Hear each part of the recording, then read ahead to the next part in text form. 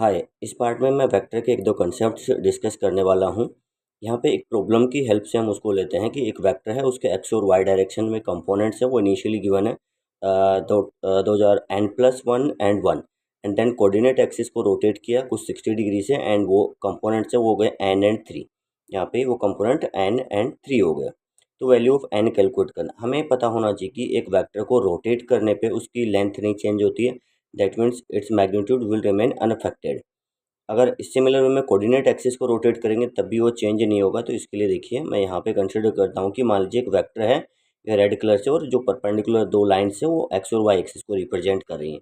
यहाँ पे अगर मैं जैसे वेक्टर को रोटेट करता हूँ देखिएगा, तो इसकी लेंथ अनअफेक्टेड ही रहता है, लेंथ पे कोई इफेक्ट नहीं आएगा।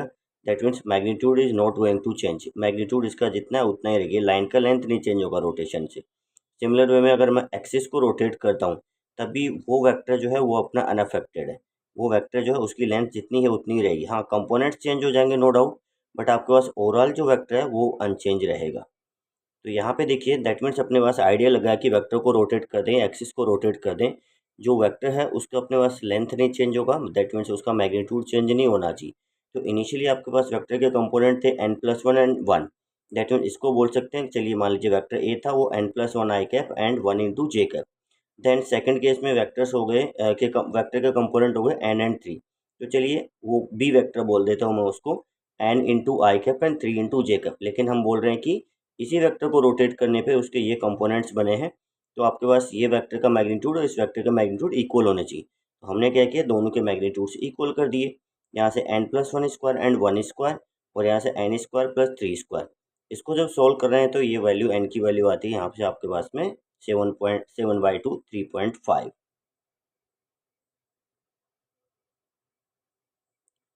हाँ, यहाँ पे देखिए सेकंड जो एक और प्रॉब्लम है वो अपने पास बहुत कॉमन सा प्रॉब्लम है, उसमें डॉट प्रोडक्ट की प्रॉपर्टी का यूज करते हैं और वेक्टर एडिशन का भी यूज हो जाता है। जैसे यहाँ पे गिवन है resultant of two vectors A vector and B vector is perpendicular to A vector.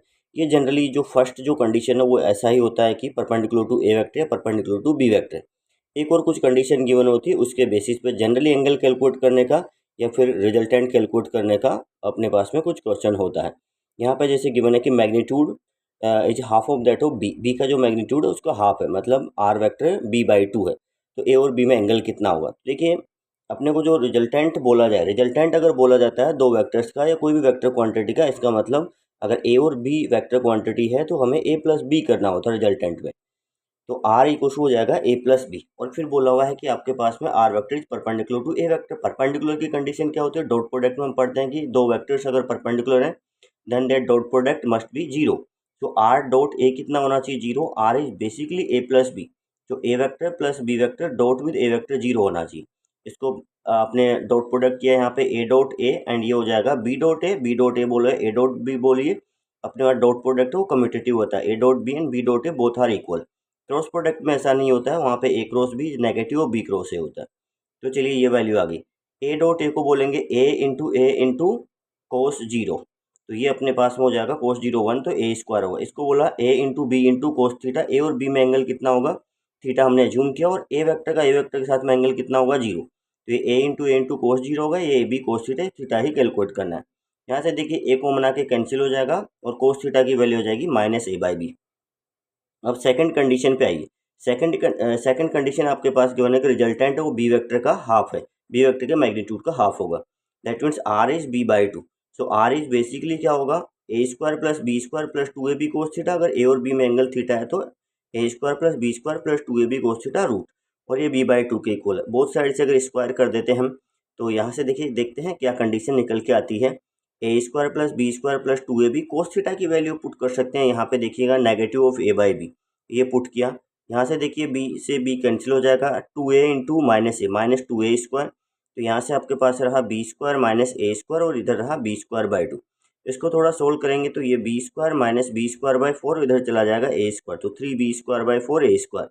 यहाँ से a बाई बी का स्क्वायर देखेंगे तो आपके पास में आएगा 3/4, a बाई बी का स्क्वायर 3/4, और a बाई बी की जो वैल्यू है वो आपकी √3/2। तो इस वैल्यू को यहाँ पुट कर देते हैं, उससे अपने पास कोस थीटा आ जाएगा। कोस थीटा नेगेटिव a/b और a/b अपने पास √3/2। देखिएगा अब ये नेगेटिव आ गया तो आपको कहीं ना कहीं सेकंड क्वाड्रेंट में ये आंसर जाएगा। तो ये अपने पास एक प्रॉपर्टी ट्रिग्नोमेट्री में हम देखते हैं ये cos 180 minus theta is minus cos theta. That means अगर अपने पास में 30 डिग्री की वैल्यू होती है √3/2, तो ये बेसिकली किसकी वैल्यू हो गई, जैसे यहाँ पे 30 पुट करोगे तो काम हो जाएगा, माइनस √3/2 आ जाएगा। तो यहाँ पे भी 30 पुट कर दीजिएगा, ये 180 माइनस 30 दैट मीन्स 150। तो थीटा की वैल्यू कितनी होगी आपकी, 150 हो जाएगी यहाँ से। तो ये वाला जो एंगल है वो कितना होगा अपना 150। आंसर अपना कितना होगा यहाँ से 150।